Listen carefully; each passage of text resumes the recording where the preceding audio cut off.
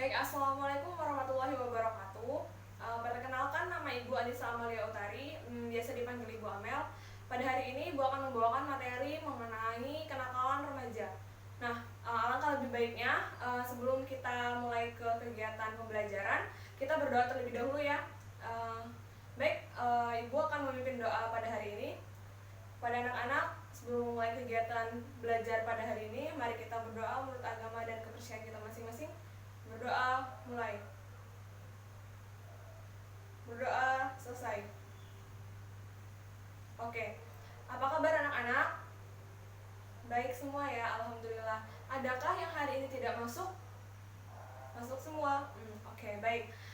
Pada hari ini masalah yang akan kita bahas atau pembelajaran yang akan kita bahas pada hari ini yaitu mengenai kenakalan remaja. Apa saja yang akan kita bahas? Yang pertama yaitu tentang apa itu pengertian kenakalan remaja. Yang kedua yaitu mengenai ciri dari kenakalan remaja. Terus yang ketiga yaitu mengenai jenis dari kenakalan remaja. Yang keempat mengenai dari dampak dari kenakalan remaja. Dan yang terakhir yaitu membahas mengenai solusi agar kita tidak terpengaruh oleh kenakalan-kenakalan remaja yang ada di sekitar kita. Bagaimana kepada anak-anak? Apakah sudah mengerti?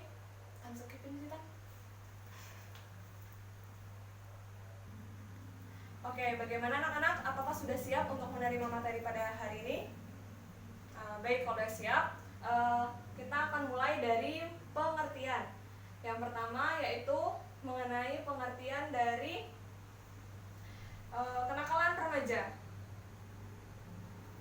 Apakah anak-anak sudah tahu mengenai kenakalan remaja itu apa? Baik, jika belum tahu, Ibu akan memberitahu mengenai kenakalan remaja.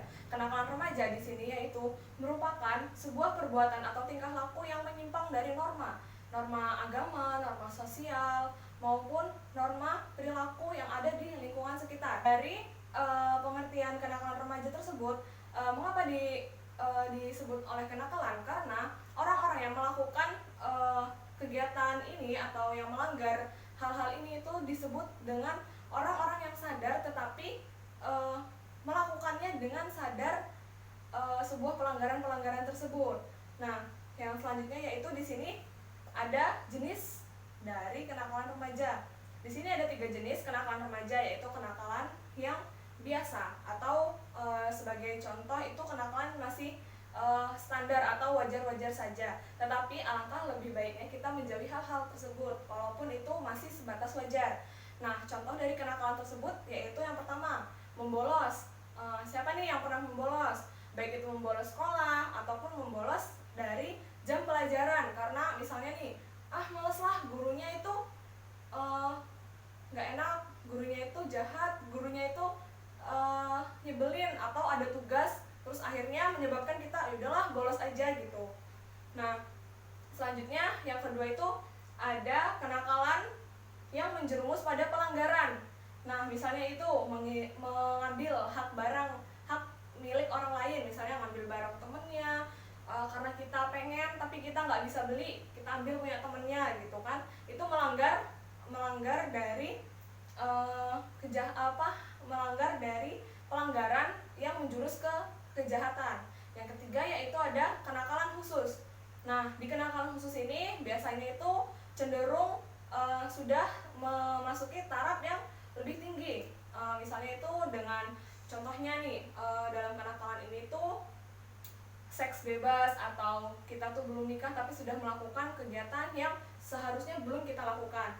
Yang kedua yaitu penyalahgunaan narkoba. Karena tentu saja narkoba itu kan dilarang, maka kita tidak boleh mempergunakannya itu semau-mau diri kita. Nah, selain 3 jenis dari kenakalan remaja tersebut, ada juga beberapa jenis lain. Yang pertama, kenakalan remaja di sekolah, kayak yang tadi sudah disebutkan, bolos jam pelajaran, terus lompat pagar, terus membawa benda-benda tajam ke sekolah, itu kan merupakan pelanggaran karena pasti pada tata tertib sekolah tidak memperbolehkan seorang siswa ataupun peserta didik membawa barang-barang yang bukan seharusnya dibawa dalam kegiatan pembelajaran, misalnya membawa gunting ataupun membawa arit itu kan tidak diperlukan. Kalau gunting itu masih bisa digunakan sebagai misalnya keperluan praktek dan lain-lain. Terus yang kedua yaitu ada kenakalan remaja di luar sekolah. Nah, misalnya di masyarakat itu kayak balapan liar, terus trek-trekan gitu kan. Terus juga yang merugikan masyarakat itu misalnya sering nongkrong-nongkrong gitu kan. Itu kan merugikan dan memberisihkan warga-warga yang ada di sekitarnya gitu. Terus yang ketiga itu ada kenakalan remaja di lingkungan keluarga. Nah, misalnya itu kayak mempermalukan keluarga misalnya dengan perbuatan yang tidak baik. Terus tidak mau mendengarkan nasihat ataupun arahan dari orang tua. Contohnya seperti larangan untuk misalnya perempuan diperbolehkan untuk keluar rumah tetapi dibatasi hanya sampai jam 10 malam misalnya. Nah, setelah lewat batas itu wajar jika orang tua itu marah, bukan kita malah melanggarnya dengan ya udahlah pulang pagi. Itu melanggar dari peraturan yang ada di rumah jugaan. Kita kan perempuan, tidak baik jika keluar melewati batas-batas jam yang memang harusnya kita beristirahat. Selanjutnya di sini ada mengenai faktor dari kenakalan remaja. Yang pertama, kenapa sih adanya kenakalan remaja ini? Kenapa penyebabnya? Salah satu penyebabnya yaitu faktor dari krisis identitas. Jadi seseorang itu tidak memahami diri dia, peran dari diri dia dan fungsi diri orang tersebut. Jadi dia akan bertingkah laku sesuka-suka mereka.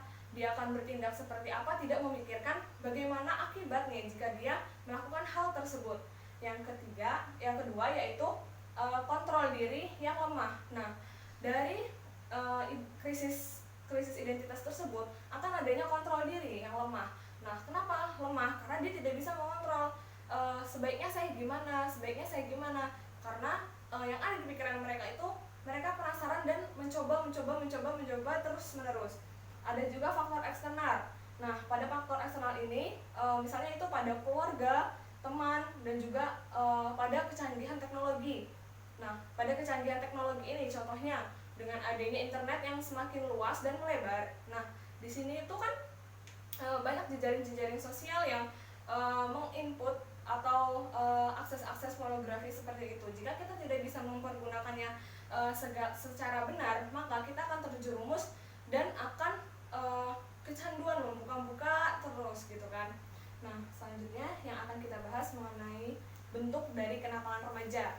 Nah, bentuk dari kenakalan remaja apa saja sih? Yang pertama, banyak sekali bentuk kenakalan remaja. Yang pertama yaitu seperti penyalahgunaan narkotika. Yang kedua itu seks sebelum menikah. Yang ketiga perkelahian antar pelajar.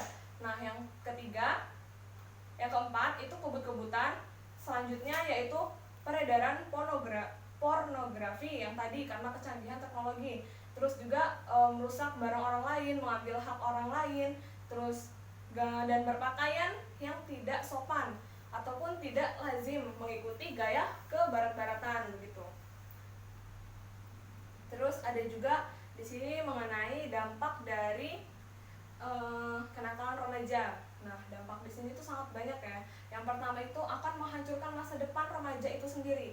Nah, kenapa menghancurkan masa depan remaja itu sendiri? Karena jika orang nih yang sudah masuk ke dalam dunia yang sudah menyimpang atau melakukan kenakalan atau pelanggaran, misalnya dia itu suatu remaja sudah mencoba-coba narkotika, jelas masa depan mereka itu akan menjadi hancur. Karena yang pertama, jika dia tidak menggunakan narkoba itu, pasti dia akan merasakan kayak kurang nih, kayak hidupnya kurang, dan dia akan mencari lagi sehingga dosis akan selalu bertambah dan banyak sekali dampak yang dari narkotika itu. Contohnya itu seperti jika lama-kelamaan tidak menggunakannya lagi akan makin stres, ataupun apapun yang dia punya akan dijual demi mendapatkan apa yang dia pengen. Terus yang kedua dampaknya itu bisa menjadi bibit kriminalitas pada usianya yang sudah dewasa. Nah, bayangkan saja jika dari kecil kita sudah melakukan hal-hal yang menyimpang, pastinya kita sudah dewasa nanti tidak tidak segan lagi untuk melakukan hal tersebut, bahkan ke taraf tingkat yang lebih tinggi. Nah, yang ketiga yaitu remaja yang hamil di luar nikah.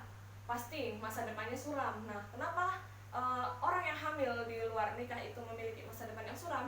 Karena misal nih, kita sedang belajar di bangku SMA, berpendidikan di bangku SMA. Seharusnya kita lulus di bangku SMA, tetapi saat pertengahan jalan kita mengalami hamil di luar nikah ataupun melakukan norma yang menyimpang tersebut. Nah, kita memiliki angan-angan atau cita-cita, saya ingin menjadi dokter, terus saya juga ingin menjadi guru, saya ingin menjadi apa, tapi semua terhalang di pertengahan jalan. Di bangku SMA saja dia sudah berhenti. Apakah mungkin cita-citanya tersebut itu akan tercapai?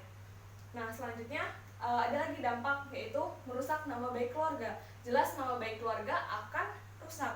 Mengapa? Karena nama baik keluarga itu pastinya akan bagus jika anaknya itu bagus, dan jika anaknya jelek pun nama keluarga juga akan tercoreng jelek.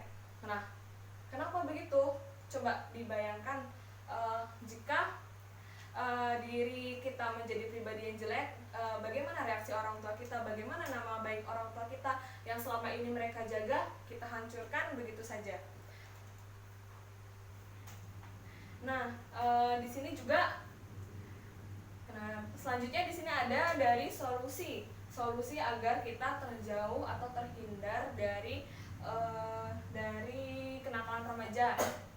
Yang pertama yaitu peran orang tua. Nah, peran orang tua ini sangat berfungsi bagi kita. Kenapa? Karena pada adanya peran orang tua yang selalu menasehati, membimbing, menjaga, dan mengontrol kegiatan-kegiatan yang kita lakukan, itu akan membuat kita tidak semena-mena dalam melakukan sesuatu. Yang kedua yaitu menanamkan pola asuh yang baik terhadap anak. Misalnya dibiasakan ditegaskan lah agar anak itu tuh bisa mengikuti apa yang kita omongkan.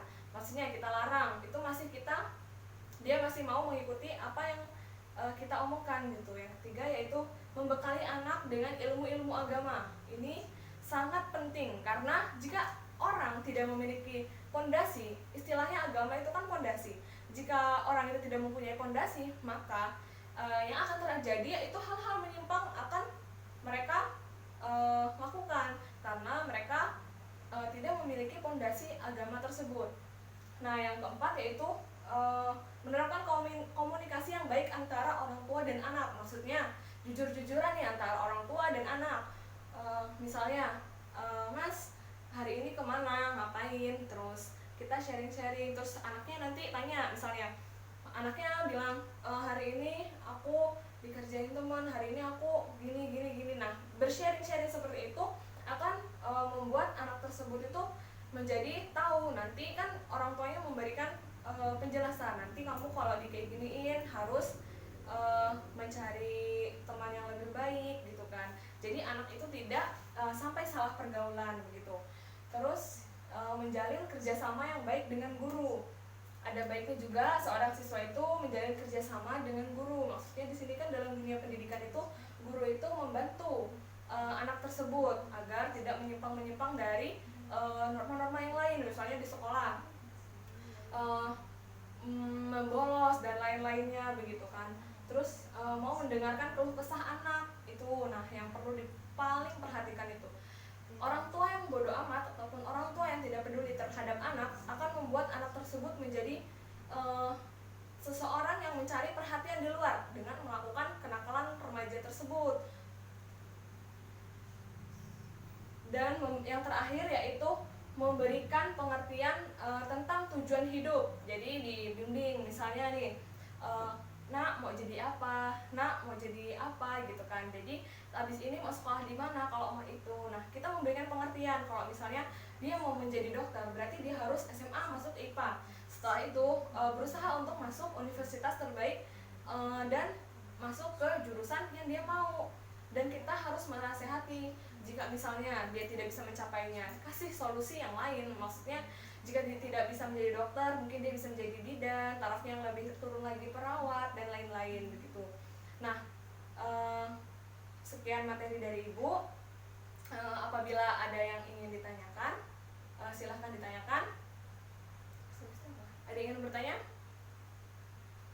Baik, jika tidak ada, nanti Ibu akan berikan tugas kepada ketua kelas, nanti Ibu berikan tugas, dan kepada teman-temannya untuk mengumpul ke ketua kelas. Nanti ketua kelas Ibu tunggu di kantor untuk mengumpulkan tugas tersebut. Baik, Ibu rasa hari ini cukup, waktunya cukup. Kesimpulan pada hari ini yaitu mengenai kenakalan remaja, terutama untuk kita yang masih banyak sekali di sekeliling kita yang masih melakukan kegiatan-kegiatan ini, misalnya seperti balapan motor, membolos sekolah, dan lain-lain. Harus ditekankan tujuan hidupnya itu apa, dan kepada kalian juga harus memiliki tujuan hidup dan memiliki motivasi untuk mencapainya. Karena jika tidak, seorang yang memiliki tujuan hidup tetapi tidak memiliki potensi untuk mencapainya akan tergiur oleh dunia-dunia yang ada di sekitarnya, misalnya temannya ke sana, ikut ke sana jika dia tidak memiliki pendirian. Nah, begitu dari Ibu. Baik, begitu kesimpulan dari Ibu. Ibu rasa cukup hari ini. Kepada ketua kelas, jangan lupa tugasnya. Baik, sebelum mengakhiri kegiatan hari ini, mari kita berdoa menurut agama dan kepercayaan kita masing-masing. Berdoa mulai. Berdoa selesai. Baik, Ibu mohon maaf jika ada kata-kata yang salah. Kepada Allah Ibu mohon ampun. Ibu akhiri, wassalamualaikum warahmatullahi wabarakatuh.